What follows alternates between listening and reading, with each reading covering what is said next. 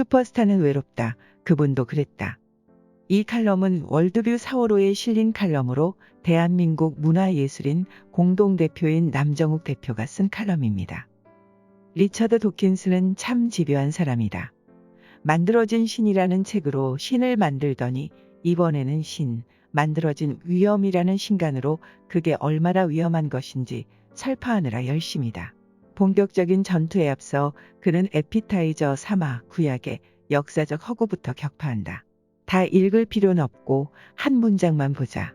우리는 구약이 실제로 쓰인 시점에 대한 단서를 문장의 시대착오에서 얻을 수 있다.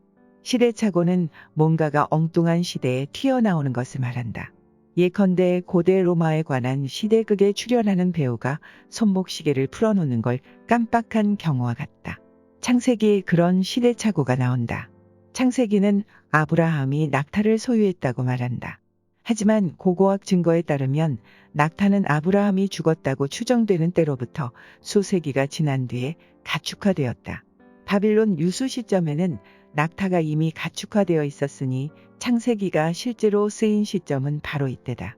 여기에 대해 소생의 할 말은 하나뿐이다. 그게 그렇게 중요해?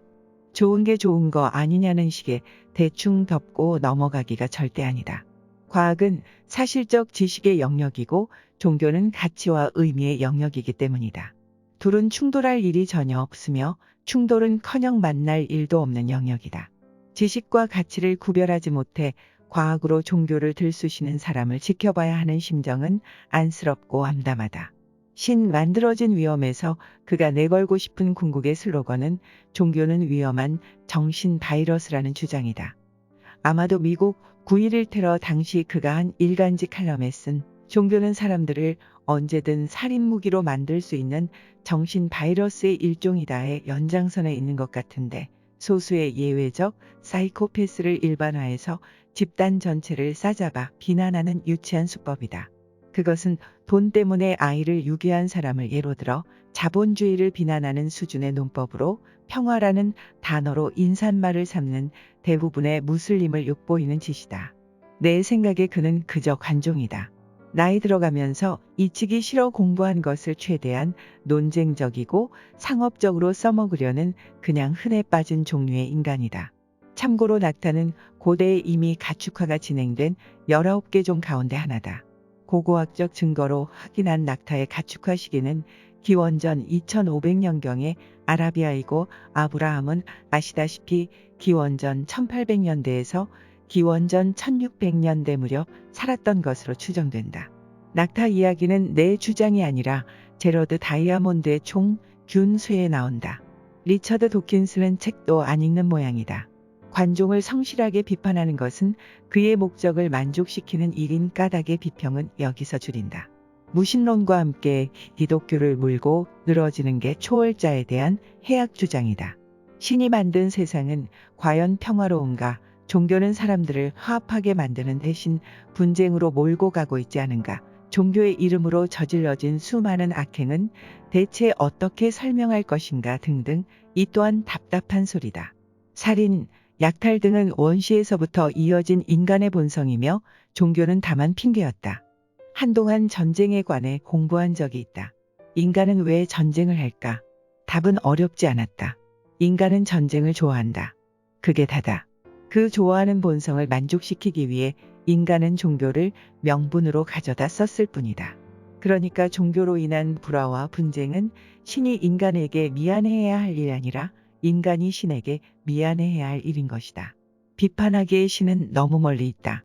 해서 이들은 독생자를 물고 늘어진다.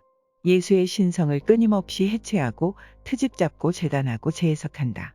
고전적으로는 데이비드 허버트 로렌스에 달하는 수탁이 있다. 부활한 예수가 여인의 젖가슴을 만지는 이야기다. 자기를 다시 십자가에 매달겠다며 로마 군병들이 뒤를 쫓는 가운데 예수는 자신이 예전에 했던 영혼구제라는 사역이 얼마나 바보 같은 짓이었는지를 깨닫는다. 예수가 뒤늦게 알아차린 것은 육을 동반한 사랑이었다는 얘기인데 영어 제목은 더 에스카피드 콕으로 정말 콕 찍어서 중의적으로 흠집을 낸다. 니코스 카잔차키스의 그리스도 최후의 유혹도 명단에서 빠질 수 없다. 물론 후폭풍을 두려워해 마지막 장면에서 타협하기는 했지만 예수가 십자가에 달리는 대신 마리아와 행복한 가정생활을 꾸려간다는 얘기다. 영화로도 만들어졌는데 봉준호 감독이 존경한다는 마틴 스콜세지 감독이 연출을 맡았다. 그의 작품이 대부분 그렇지만 한없이 지루하고 서사적이어서 164분의 러닝타임이 정말 지겹게 흘러간다. 이번 호에 소개할 작품은 원작은 없고 오페라와 영화로만 만들어진 작품이다. 제목은 지저스 크라이스트 슈퍼스타로 시작은 1970년에 발매된 콘셉트 앨범이었다. 재능이 넘치는 두 젊은이는 이 음반에서 예수를 해체해 아예 새로 디자인했다. 이제는 뮤지컬의 거장이 된 앤드루 로이드 웨버와 팀 라이스이다. 이들은 당시 21살, 26살이었다. 1960년대 말부터 1970년대 초반은 전 세계에서 학생 파워가 기승을 부리던 시기다.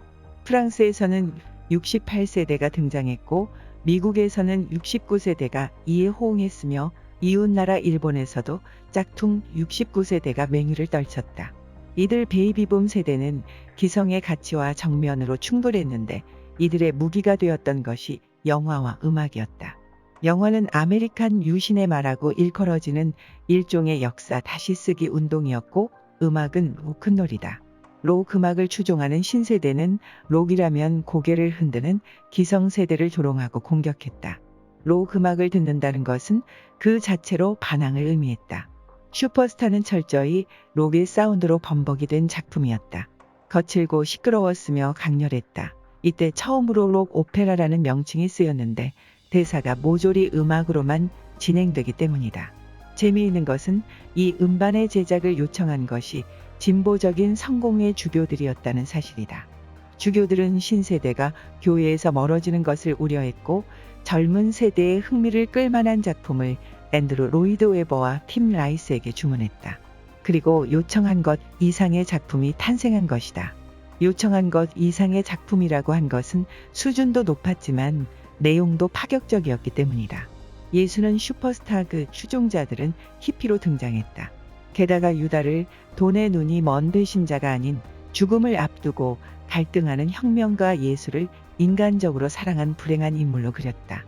영화의 주인공이 예수인지 유다인지 헷갈리는 가운데 유다는 예수에게 각종 예민한 질문을 던진다. 앨범은 엄청난 인기를 끌었다. 등장인물들이 다 록스타였으니 당연하다. 예수 역할은 당시 기네스북에 등재된 가장 시끄러운 밴드였던 하드록 그룹 디퍼플의 보컬 이언 길런이었다. 앨범만 만들어지는 것과 무대에 오르는 것은 별개의 문제다. 실제 공연설이 흘러나오자 기독교계는 예민해진다. 1971년 브로드웨이 초연 때에는 공연을 중단하라는 피켓이 극장 앞에 등장했다. 흥행은 생각보다 별로였다. 미국인들이 신성모독에 유난히 예민한 까닭도 있었을 것이다.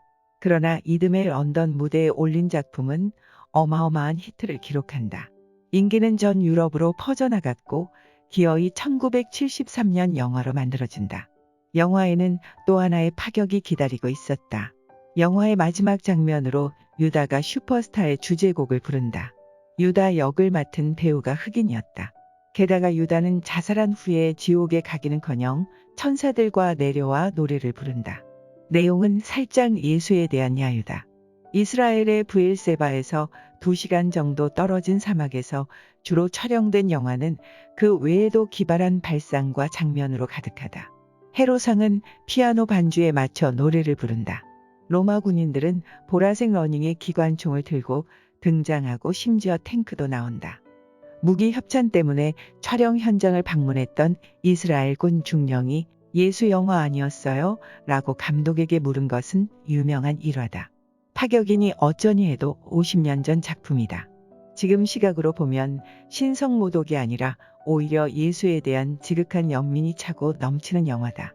통제도 안 되고 변덕은 죽 끓듯 해 언제 등 돌릴지 모르는 대중에게 둘러싸인 예수의 모습은 한없이 위태롭고 끝없이 외롭다. 아직도 이 영화를 반기독교 영화로 분류하는 분들이 계시다.